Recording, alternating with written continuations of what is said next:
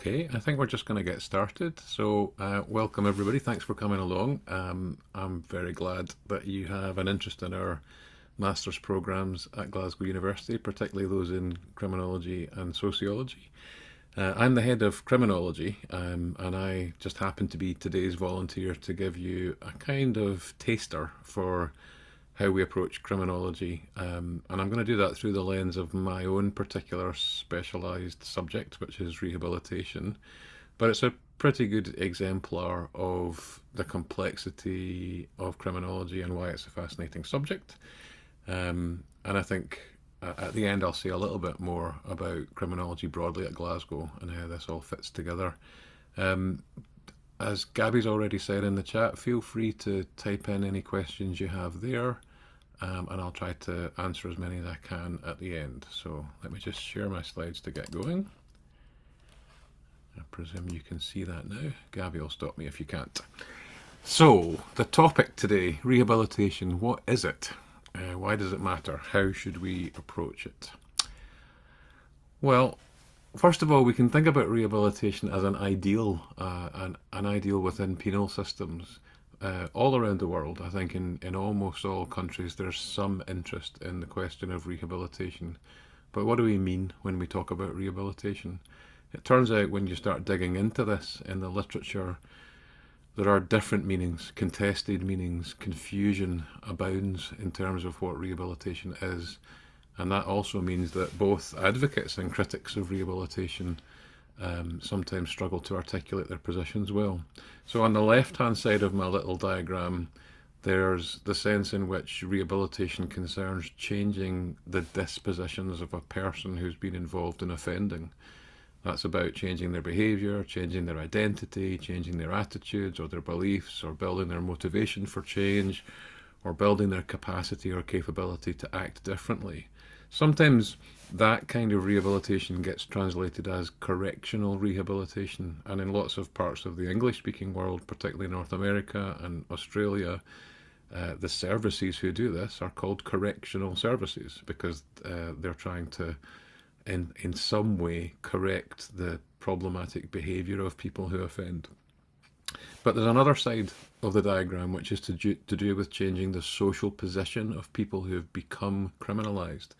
And that's less to do with what's going on inside them, as it were, and more to do with their social relationships, their networks, the resources that are or are not available to them, the opportunities that they might need to live differently, what their legal status and position is, what rights they have, and whether they're able to establish a position of belonging and integration within mainstream society.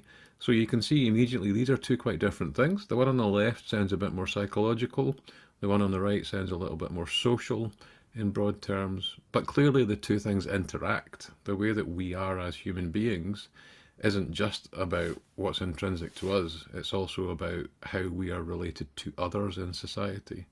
So rehabilitation immediately drives us to a core tension or interaction in criminology between psychological and sociological perspectives.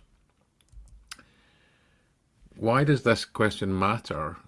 Well, it's not just a fascinating area of academic study, it's a profoundly important challenge for governments, for policy making, for practice development, for the delivery of criminal justice around the world. Reoffending has huge social and economic costs, and actually most offending is reoffending. 80% of reoffending in England and Wales, for example, is accounted for by people who have already been convicted of a previous crime. And that comes at a financial cost of about £16 billion per annum in the context of England and Wales. So it's a huge financial issue, a fiscal problem for government, but it also carries great social costs because reoffending and re-victimisation are linked, and they're linked by social inequality. Communities most affected by inequality, on the hard end of inequality, experience a concentration both of crime victimisation and re-victimisation and of offending and reoffending. And that's important because reoffending undermines the legitimacy of criminal justice. If we can't protect people who are vulnerable to victimisation, And if we can't actually respond to offending in a constructive way, then the credibility and legitimacy of government suffers. And facing that dilemma or that challenge, governments mostly react in a way which is kind of paradoxical. Punishment is failing to address reoffending, so they do more of it. And as I put it in the diagram here, we get locked in many societies in a punitive trap where social inequality largely drives crime and criminalisation. Crime and criminalisation lead to punishment, and punishment makes inequalities worse.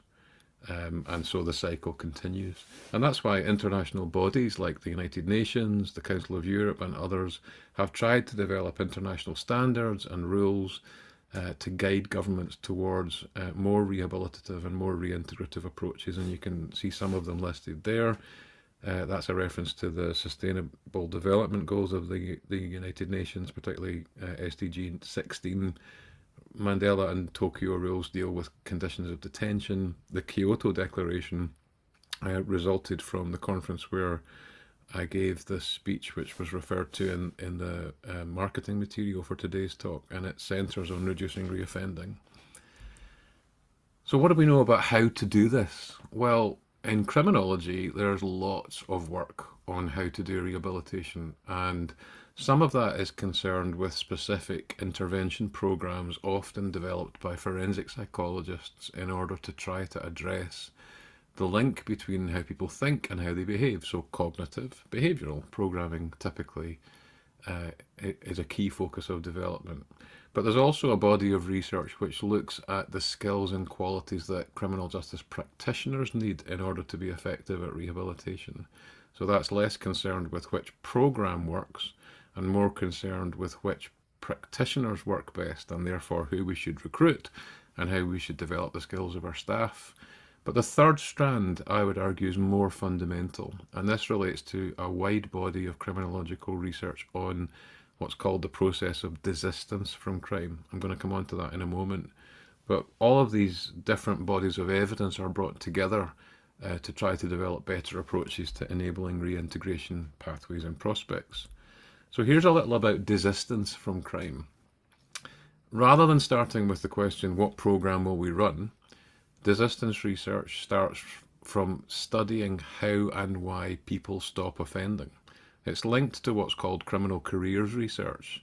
And people who study criminal careers or do what's sometimes also referred to as developmental or life course criminology, tracking relationships between crime and age, for example, they've noticed that there's an age crime curve, meaning across the whole population in most countries, the peak age of offending is in the late teens or early 20s. And after that, even for people who are involved in persistent offending, there's a kind of plateau and then a tailing off of people's involvement with offending. So desistance from crime is a natural process of human development. So the people involved are changing, but human development always occurs in and is shaped by its social and cultural contexts. And four major theories of desistance look at this in terms of maturation, how we develop physically and psychologically, social bonds, how our connections to others bind us into conformity with social rules and provide us with positive opportunities to lead fulfilling lives.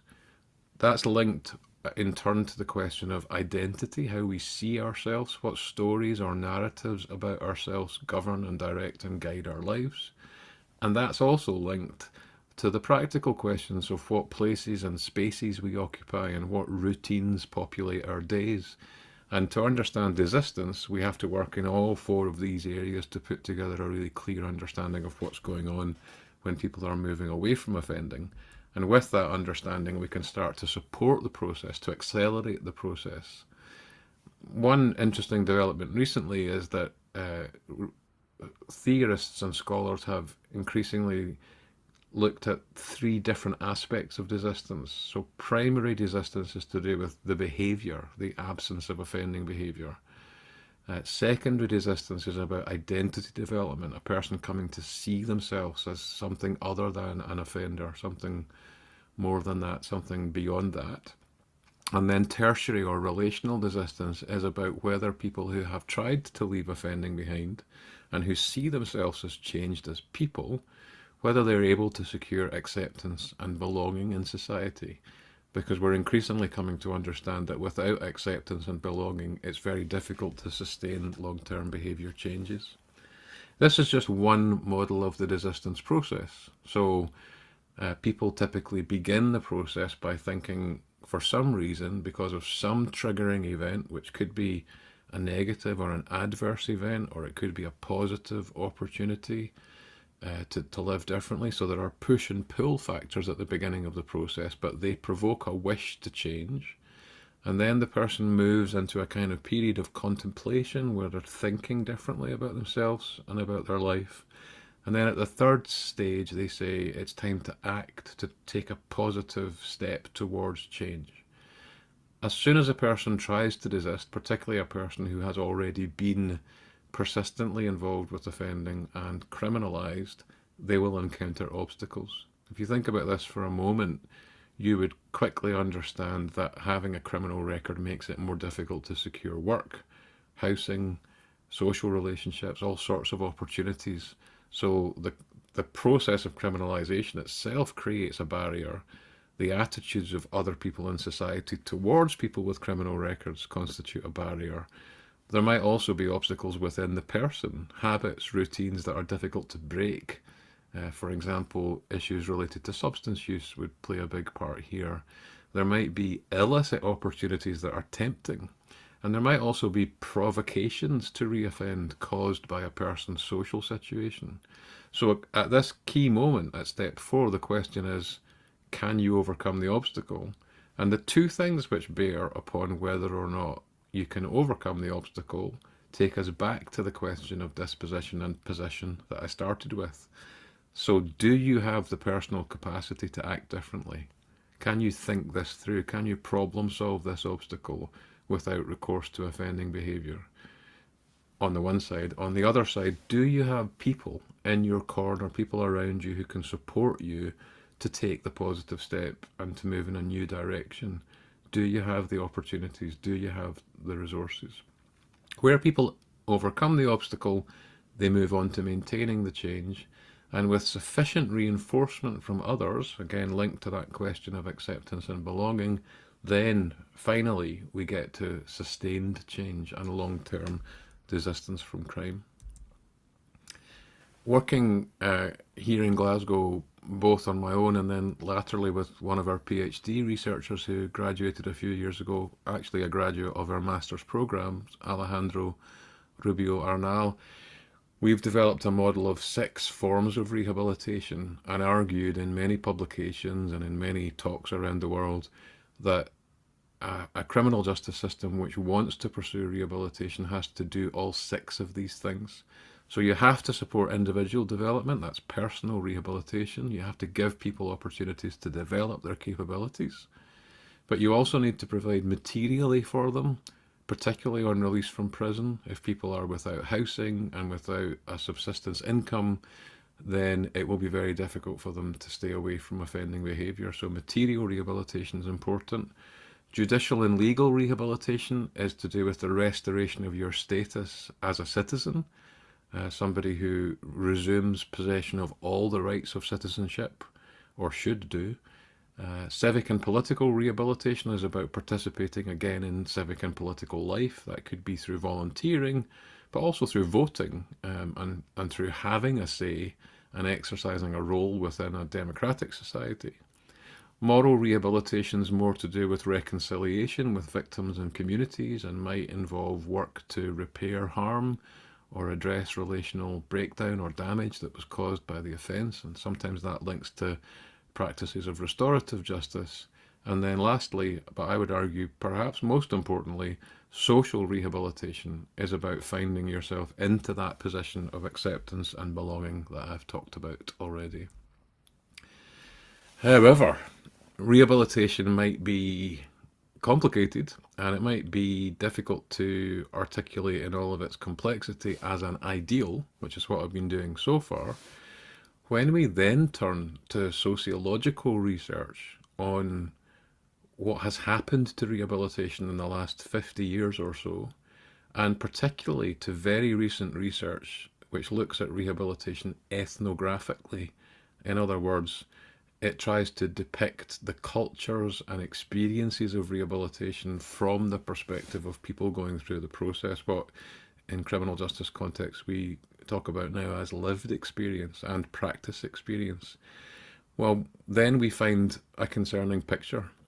So the ideals of welfareism, the idea that you had to support people out of crime and towards more fulfilling and rewarding lives for them that are of greater benefit for their communities, that ideal has declined as societies have become more punitive and more preoccupied with risk. Particularly, I'm talking here about countries of the global north and west affected by late modern forces. And Gwen Robinson, one of our colleagues in Sheffield, talks about how that reshapes rehabilitation away from being something that is done to try to rescue the person offending and turns it into something which is done to the offender on behalf of other people, including potential future victims. Goodman, Page and Phelps' book, which I mention here, helps us understand, though, that big changes in our systems and in our ideals and in our laws and in our policies don't translate directly or straightforwardly to practice realities. So we have to understand criminal justice as something which is contested all the way down from the highest echelons of government to the prison cell, to the probation interview. All of these levels, rehabilitation is being contested. There's a lot of ethnographic work showing that contemporary rehabilitation is experienced as a kind of coercive form of soft power, which makes people feel constrained and compelled to reproduce and represent themselves in the language of the system. A little bit like Stanley Kubrick depicts, or Anthony Burgess writes about in the film and novel The Clockwork Orange, the transformation of the individual to fit the demands of the system. So there's a lot that seems to be troubling about contemporary rehabilitation. And to kind of dig into that more deeply, one of the things we're interested in Glasgow is comparative research. So I've just secured a very large European grant to look at rehabilitation in Norway, the Netherlands and Scotland, three progressive countries, or countries which are often called progressive, to try to figure out what we can learn from comparing countries that should be doing better than most. The logic here is if rehabilitation is good anywhere, it ought to be good in these countries. So if we study them, we might be able to put together a model and an understanding which can improve systems more generally. But that's Niels Christie pictured at the top, a very famous Norwegian critical criminologist who argued that comparative research is important for helping us to understand the deep meanings of penal systems, what they tell us about the nature of the states that those systems represent. And sometimes the states that think they are doing good are doing a lot of harm. So we have to find out that kind of question by doing careful empirical research. This is what I'll be doing for the next 5 years, although also hopefully teaching some of you along the way. So we have this study looking at the 6 forms of rehabilitation in the 3 countries across 4 work packages that look at the ideal, that look at the scale and shape of what's going on, that look at the technologies and methods that are being used, and that drill down into the practices and experiences of those directly involved. So to finish off, I'll just say a little bit about criminology at Glasgow. Rehabilitation is a good example here of how so much of our work is deeply and profoundly interdisciplinary. In fact, we don't think of criminology as a discipline as such. Rather, we think of it as a site of interdisciplinary engagements.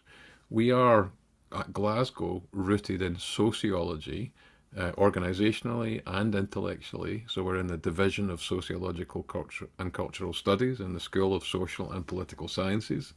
But also intellectually, most of us are coming from a more sociological perspective.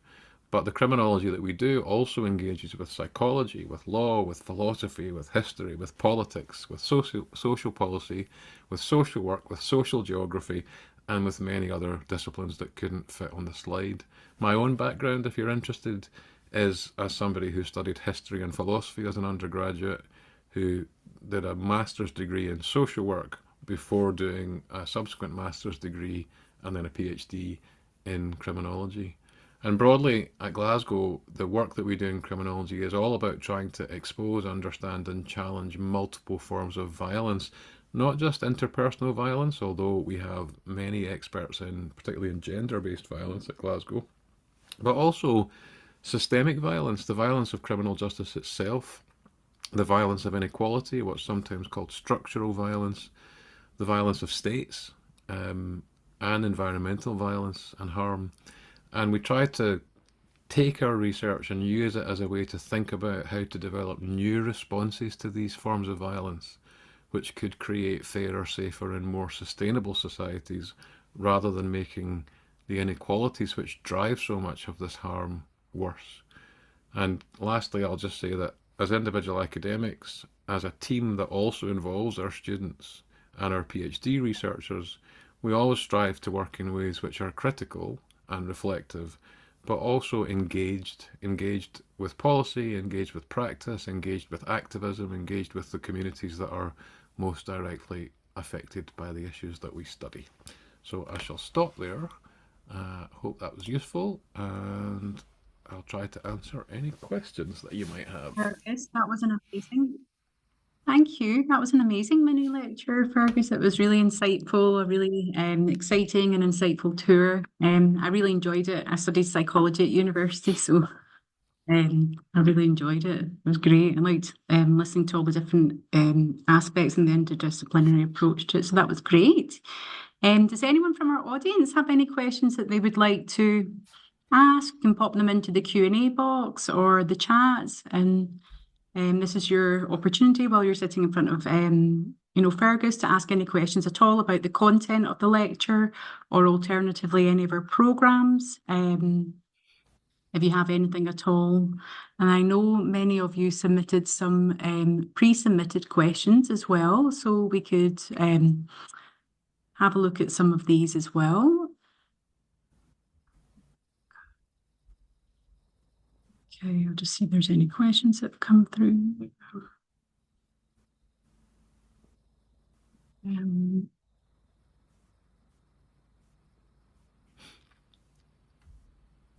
I think from memory, one or two of the questions that were pre-submitted were about the kinds of backgrounds that people bring to criminology at postgraduate level, and I think one or two people were concerned about whether or not they needed a background in psychology. The answer is definitely no. You don't need a background in any specific discipline. I think just about any humanities or social sciences subject would give you sufficient preparation for a postgraduate degree in criminology. And we have even at times had people coming in with engineering or natural sciences degrees. It's a bigger shift for them because they have to kind of learn the frameworks of social science and social research. But I think broadly, taking myself as an example, I had a history and philosophy degree before I trained as a social worker. It was in my social work training that I was first exposed to social science, and then only later, when I was a social worker, did I do criminology and develop as a social scientist, I would say, through that master's level study and PhD study in due course. So, yeah, we don't need any particular background. Law, arts, social sciences degrees, any of the above really would be useful, but possible to start from anywhere almost. We're more interested in obviously making sure that your first degree was a strong indication that you're well equipped for postgraduate study in general terms. So an absence of psychology is not a problem.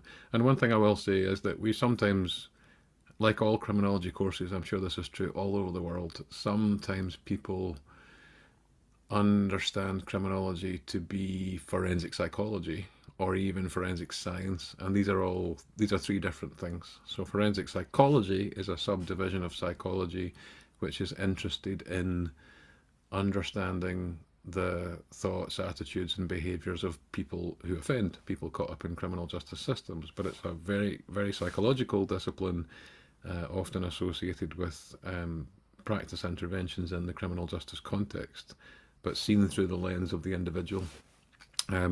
Forensic science is to do with using the natural sciences to investigate crimes and to try to ensure that people who have committed crimes are brought to justice.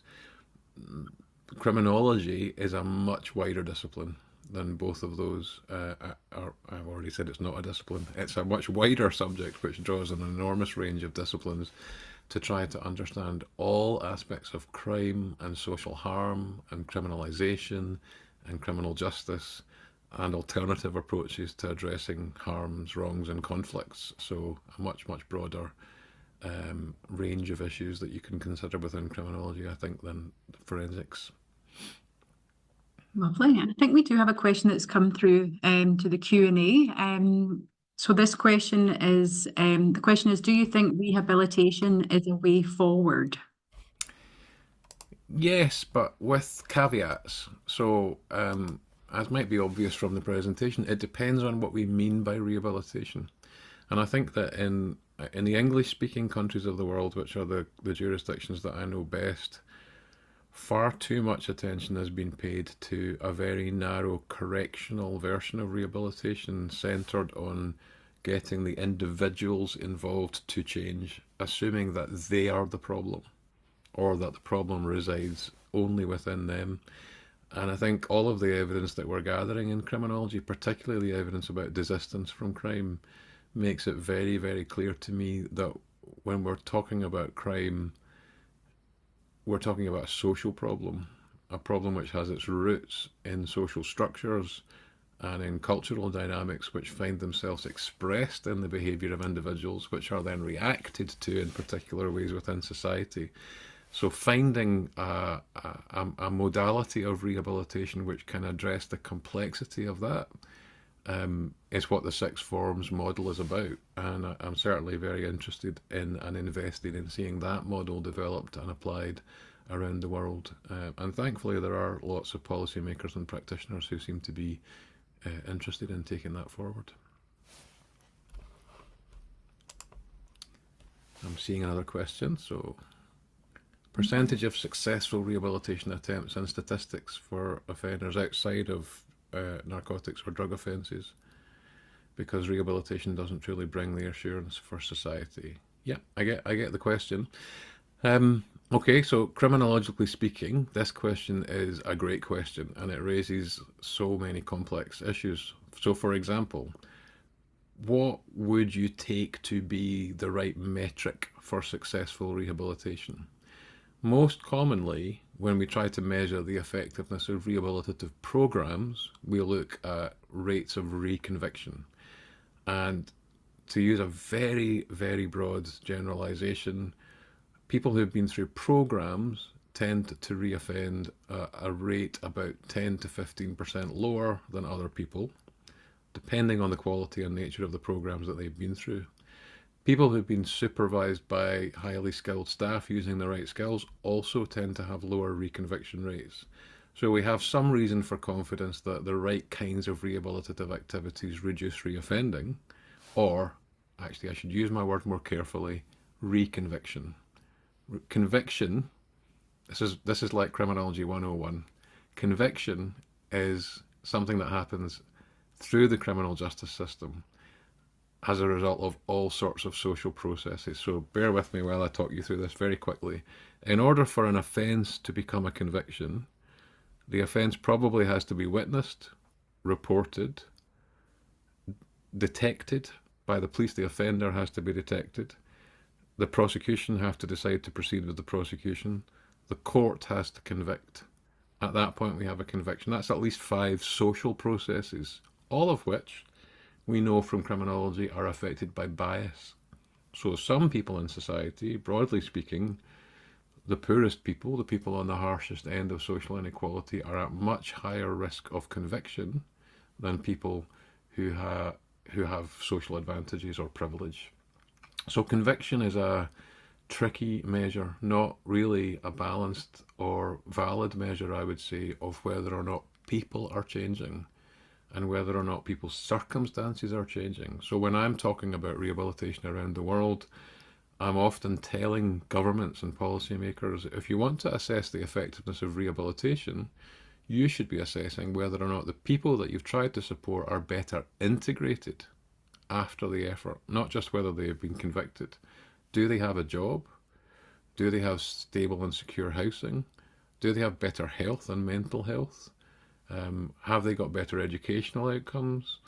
All of the normal metrics and measures of integration are what we need to study in order to understand if rehabilitation is being successful. So, well, I think in answer to your question, society can be reassured by the fact that rehabilitation seems to make a positive difference, but we could get better at rehabilitation if we use the sort of evidence that I've been talking about. I would also kind of throw back to you a question: what's the alternative?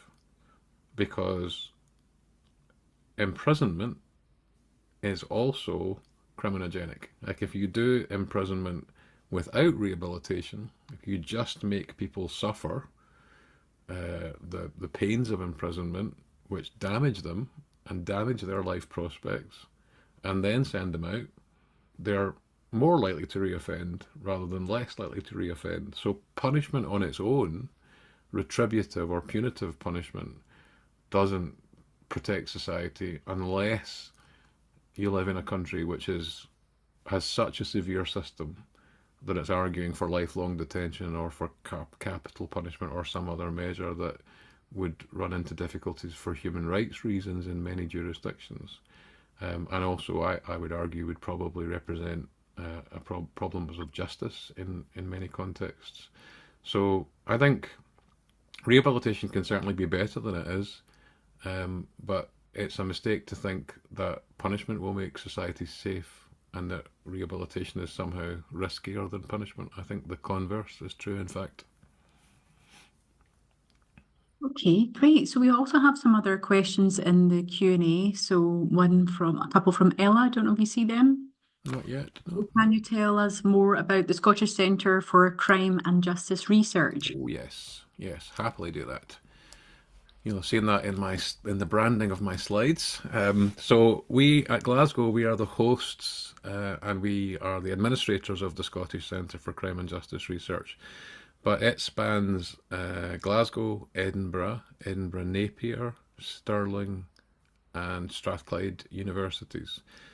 All are partners in the Scottish Centre, which is great because it means that we bring together a body of researchers and PhD students, which is getting on for about 100 people now. So there are about 50 staff across those institutions and about the same number of PhD students. And that means that by coordinating our activities and learning from each other, we have created an entity in criminology in Scotland, which is as big as almost any large criminology unit in most places around the world. I can't think of any that are bigger than that, in fact. So we get a lot out of the collaboration that the Scottish Centre allows us to engage in. That's probably most relevant for people who might be taking the course with the hope of moving into PhD study, because our master's level students tend to kind of stay mainly within the university that they're studying in. But there are opportunities to come to lots of events, online events and in-person events that are organised through the centre, where world-leading academics, both from the centre and from our international partners around the world, will be sharing the work that they're involved with. So yeah, being part of the Scottish Centre is a huge benefit for us at Glasgow and for our students. And I can see another question. Shall I just go on to Ella's second question? Yeah. Promising approaches to increasing dialogue. That's right up my street because one of the projects I've done recently was called Distant Voices Coming Home. And in that, we used creative methodologies working with an arts organisation in Glasgow, which I helped to set up about 15 years ago, an organisation called Vox Liminis, which is Latin for Voices from the Threshold. And what we did was we used songwriting, collaborative songwriting, bringing really excellent Scottish musicians into collaboration with justice involved people or justice affected people. So, not just people in prison, but also families affected by imprisonment, communities affected by crime, victims of crime, people who work in the criminal justice system. All of them working with Scottish musicians to write songs that explored and expressed their experiences and insights. And we've taken those songs into all sorts of public fora, running everything from small house gigs to major festival performances. And indeed, a piece of theatre that we produced from that project called A Giant on the Bridge won awards last year in the Edinburgh Fringe Festival and will be back on tour in Scotland in February and March of next year. That whole project, incidentally, was about exploring post-prison reintegration and its challenges. So, yeah, I'm just right in the process of helping to coordinate next year's tour. That was a dialogue project, essentially the dialogue within the process of writing the songs, and then the dialogue that's facilitated and enabled by sharing and talking about the songs and the stories that lie behind the songs, the people that lie behind the songs. And that's, I think, has proven to be a very effective and powerful project. Also, because rather than speaking about these issues in the way I have done today with academic detachment, um, that the medium of the arts, particularly song in this case, allows the exploration of emotions and feelings, affect, as well as these more kind of cognitive functions. So yeah, we've done a lot of work about how creative methods, creative practices can help deepen the dialogue that we have about rehabilitation and reintegration. And if you're interested in that, you just need to Google um, Vox Liminis or Distant Voices, and you'll find loads of resources. In fact, there's a podcast series that we made called The Art of Bridging, which you will find on all the usual podcast platforms. Just 6 episodes, but a really nice way that we rounded out that project. So, yeah, look out for The Art of Bridging. Great, thank you. Don't know if there's any other questions that have come up, but we do have some interesting ones in the some interesting pre-submitted questions. There was one about the programme itself, and whether I know we don't always offer placements. We can't do that for every student or internships. We can certainly support with finding them. But the question relates to, does the programme offer placements, internships, or field work in areas such as criminal justice, mental health services, correctional facilities, or social policy organisations? Yeah. So this can be a little bit tricky, particularly for our international students, and it's probably worth saying that I would guess that in a given year, probably 2/3 or more of our students on this program are international students, and visa issues can make it difficult for people to access volunteering opportunities in the criminal justice context. So we're trying to work our way through that problem at the moment with the current cohort. But certainly, in terms of research, fieldwork opportunities, the master's degree involves a dissertation, and we usually have opportunities for collaborative dissertations, which are undertaken with criminal justice organisations that have a specific research need that we think our master's students can help to meet. And there are also opportunities for engagement with more activist groups that we are part of. So, for example, there's a lot of work at Glasgow under the leadership of my colleague Sarah Armstrong about deaths in custody, and how they should be prevented, and also how they should be investigated when they do happen. And certainly other students on our previous programs have played parts in campaigning activities associated with Sarah's work in that area, the work of Sarah and others in that area. So there are various opportunities to get involved in different ways, but it can be a little bit complicated if people are looking for practice experience and they're coming from overseas. It's not straightforward to organise that. So there are some options, and we're certainly keen to try and help our students get as involved as possible. There's no difficulty with us organising field trips and visits to prisons or courts or social work offices in Scotland, probation and parole functions are within local authority social work departments, and we have strong contacts with those groups as well. And visits to the Scottish Parliament are also possible. So there's a lot of different things we can do to kind of keep it real, I guess. That's great. Thank you, Fergus. And we do also have our Student Opportunities Hub as well for that does promote all our internships and Yeah. part-time jobs. There's certainly a lot of opportunities for part-time work, maybe not career related, but definitely a lot of our students do work part-time.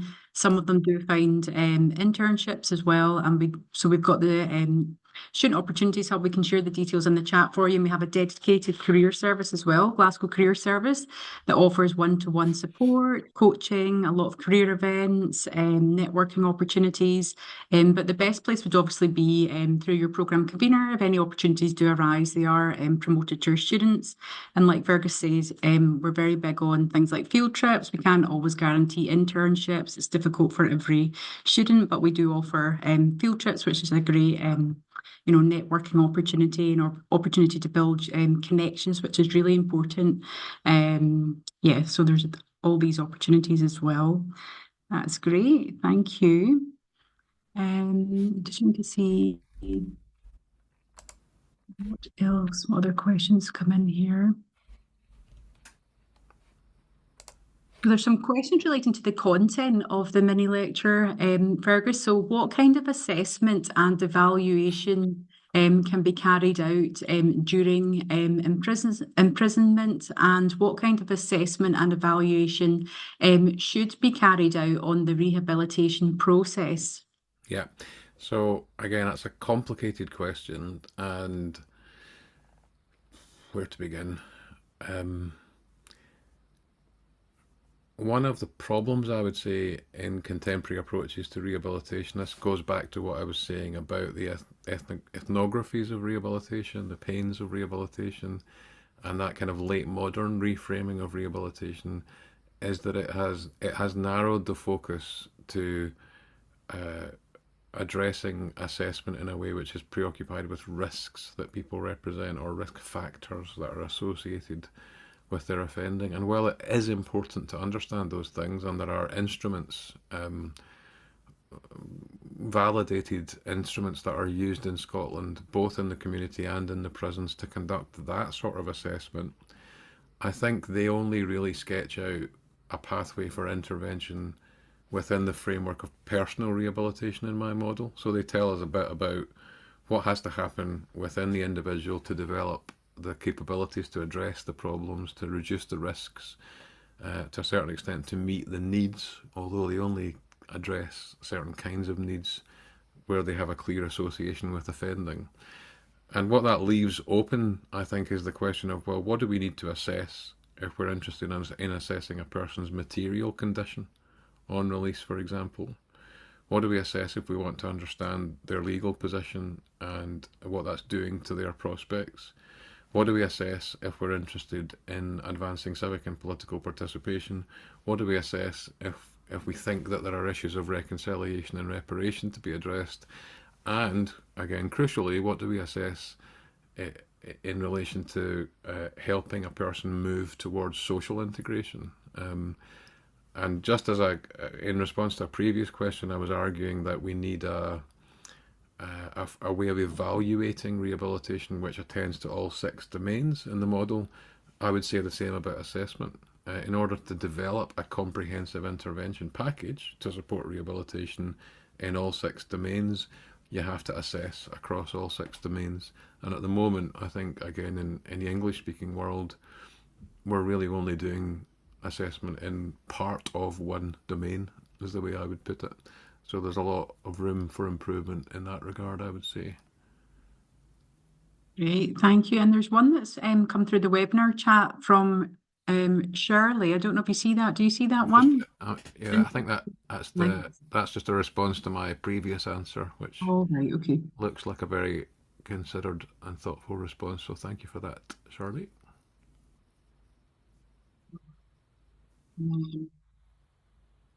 Mm.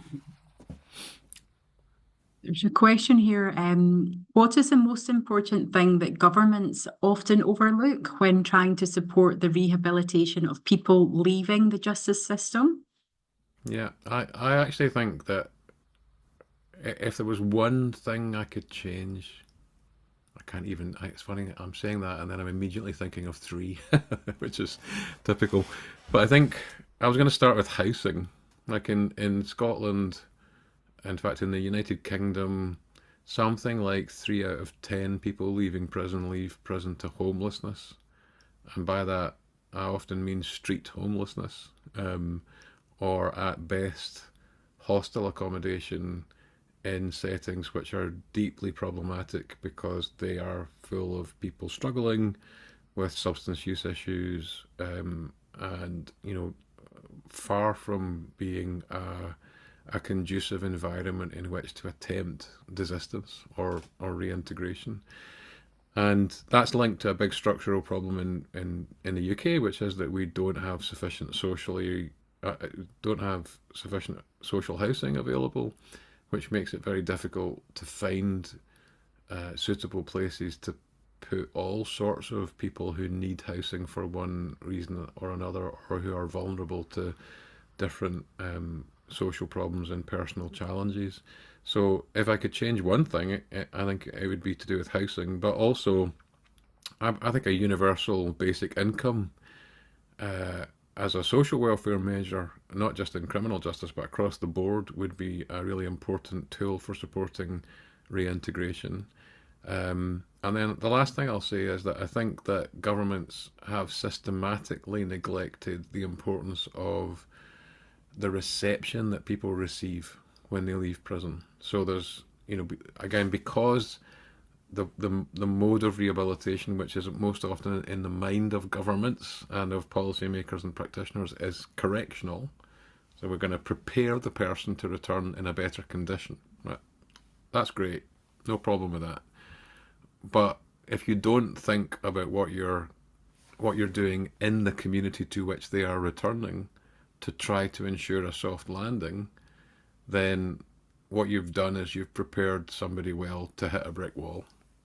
And I think we need to get better at dismantling the brick walls that people face. That actually was the reason for the illustration in my first slide. If you noticed the little cartoon at the beginning, there are so many barriers, and they are so profoundly dispiriting for people who are attempting to change their lives, that government needs to be much more thoughtful about how we dismantle the barriers to reintegration, and not so preoccupied with thinking about how to fix the person themselves. Okay, that's great. Yeah, I don't think we've got any more questions. Yeah.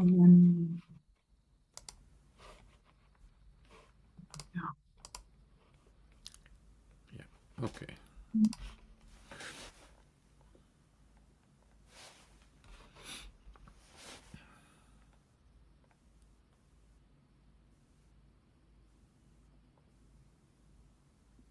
There's a question which I think you have kind of answered previously, because it's talking about previous offenders facing disadvantages Mm. in society, including employment, housing discrimination.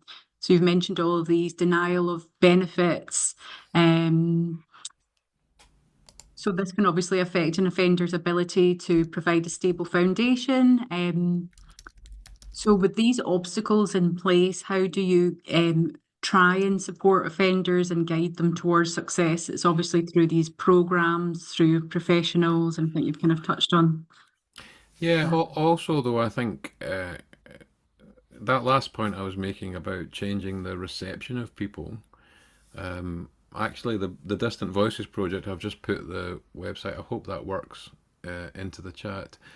Um, but that project also led to the development of a community of, let's call them, returning citizens, of which I'm still a part. So in Vox Liminis, the arts organisation, 2 days a week in the East End of Glasgow, the office is open for people to drop in, and once a month, as it happens this last Tuesday evening, we gather together for a community meal.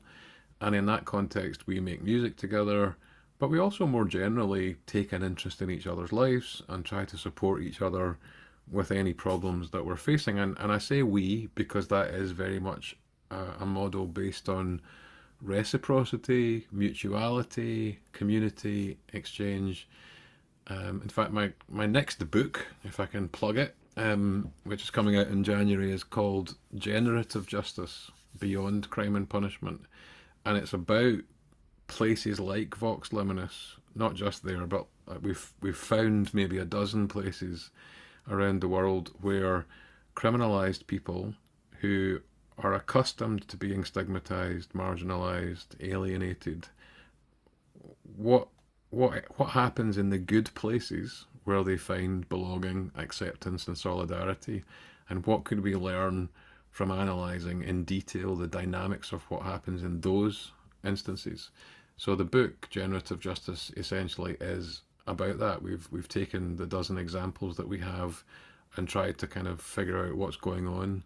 And actually, next semester I'll be teaching in a course called Rethinking Justice, which is one of our optional courses on the master's degree, where I'll be teaching on generative justice alongside other colleagues taking other classes that involve engagements with their studies, their research, and their activism about how to build different forms of justice for victims, for people caught up in the system as offenders, for communities affected by crime, and so on and so forth. So, yeah, I think changing the social reaction and trying to build grassroots communities that are capable of providing not just providing the support, but also eliciting, drawing out the contribution that people have to offer. One thing I've learned, particularly through the work, the arts-based work in the last 15 years, is that there are hugely talented people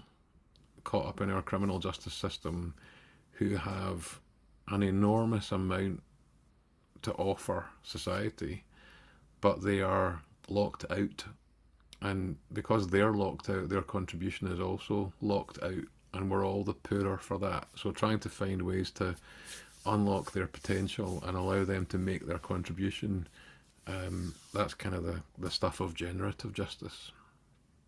Lovely, yeah. And they deserve some kindness as well, don't they? I suppose it's all about, finding a belonging and a sense of home and people believing in them. That's part of the battle as well, having people who Yep. have faith in them, and are able to support them.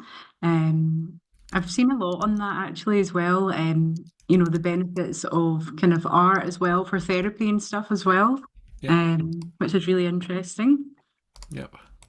That's great. So I think there's a question in here about scholarships. So there are, shared a lot of useful links in the chat for you, and we can follow up and send you some of these links with the email recording as well. So there are scholarships available through the university, and the best place to look is the dedicated programme webpage for the programme in which you're applying under fees and funding opportunities. You can search there, and we also have a scholarships database. It's a searchable database, and the link is in the chat for you. The way it works is you would just plug in the country you're applying from, which program you're interested in, the level of study such as postgrad, and then it would highlight all the scholarships that you may be eligible for. You would just click on those scholarships, read the eligibility criteria, and then make an application. It is good to do that quite swiftly because a lot of the scholarships close early. So, I mean, there will already be scholarships that are closing. So, if that is something that you're interested in, make sure you read, you start kind of researching these scholarships early. There may be other places that you want to search, other resources. Such as find a master's, or there's various other kind of web pages that you can source. Your own banks might be able to provide support, or your governments or your kind of universities where you did your undergraduate studies as well. All these kind of resources. It's good to carry out your own research as well. Um, and there's also advice on, application processes in the chat for you as well. If you do need any support with things like applications, or any advice following the session, you can reach out to the student recruitment team and we can support you. There's also a link to the admissions inquiry form for any kind of admissions inquiries as well. So anything at all, you can reach out following the session. And I don't know, we can maybe talk a wee bit about the student experience at the university. So obviously coming to Glasgow, it's going to be a very intensive time for you doing a master's. It's a very, it's a 12 months where you're going to be working really hard, but it's not all about studying and hitting the books. You do want to make the most of our vibrant and cultural city while you're here, and we can make sure that you need to take up all these opportunities while you're in Glasgow and studying, and really make the most of your time here and your experience. So, Glasgow is a city, it's phenomenal. It has a lot to offer. We're very vibrant and dynamic. We're very cultural. The university, we have students from a lot of different parts of the world, lots of different countries, which makes us really unique and diverse. And it really benefits our classroom and kind of overall community. We're very welcoming. Glaswegian people, we're often known as the friendly city, or um, the slogan for Glasgow is "People make Glasgow." So we're very friendly. You'll always find someone to talk to in Glasgow. You'll be able to make friends very easily. We welcome you once you're here. There's a lot to get involved in at the university. Lots of clubs and societies. We've got over 250 clubs and societies, so you can get involved in all aspects of kind of university and campus life while you're here, and really make the most of that student experience. And we're very much a student-friendly city. We've got a beautiful campus, a student campus with lots happening. And in terms of like criminology, is there a lot the students can do in terms of talks? And, as a city, is there a lot of kind of different talks and events that they can attend, if There's that's so the kind of yeah, thing? there's so much going on. I mean, I already mentioned the centre as a kind of gateway to lots of criminological content, not just in Glasgow but around the whole country. There are, yeah, I mean, your point about the kind of cultural life of Glasgow. It's not difficult to find criminal justice related theatre, music. There's all sorts going on. Um, and also, our students also the cohorts year to year tend to build their own social networks and social lives together. It's very common for them to become, um, what's the right word for it? Yeah, they're just a sort of self-supporting community who kind of take to the city themselves. And I don't think I've come across anybody who doesn't love Glasgow except the weather. That's the one thing to be prepared for. But as they say, there's no such thing as bad weather. There's just inadequate clothing. So Well, I've heard a lot of international students say that you learn to love everything about Glasgow, even the weather. I've heard people say that even the weather, you learn to love the weather. So people just tend to come here and love it. And yeah, even the weather, they say. So yeah, but that's a good point about bringing a raincoat. That's definitely, but the weather won't stop you from doing anything, will it? It no, won't stop you and from doing. in all seriousness, actually, as somebody who's travelled around the world, one of the things I like about being at home is that it's never too hot to work. And it's not, you don't spend the day worrying about having sweated through your clothes. Air So conditioning there and stuff. there are some benefits, and you do just have to be prepared for a little bit of rain from time to time. But no, I agree with you completely. Glasgow is a stunning city, and I think the quality of student life here is genuinely second to none.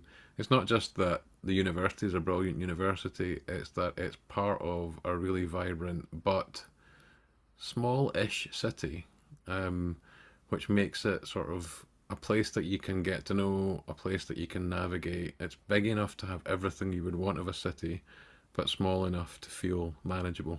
And I think that's why I love living here, actually. Really nice. It's lovely. It's lovely. So thank you very much Fergus. Thank you so much for your wonderful mini lecture and your tour of rehabilitation. It was fantastic. I'm sure all the students loved it as well. Thank you to our attendees for joining. Please do keep in touch following the session. We've shared your contact details in the chat. So any questions, please reach out, and we look forward to hopefully welcoming you. Hopefully this session, if you haven't already applied, it's given you a taste of what you can experience through criminology at Glasgow, and it's made you excited about applying for the programme as well. So we'll keep in touch. We'll send out further invites to various events across the year. So just keep an eye on your email, and we hope to see you at some of our future events as well. So thank you, everyone. Thank you. Goodbye. Thank you. Bye.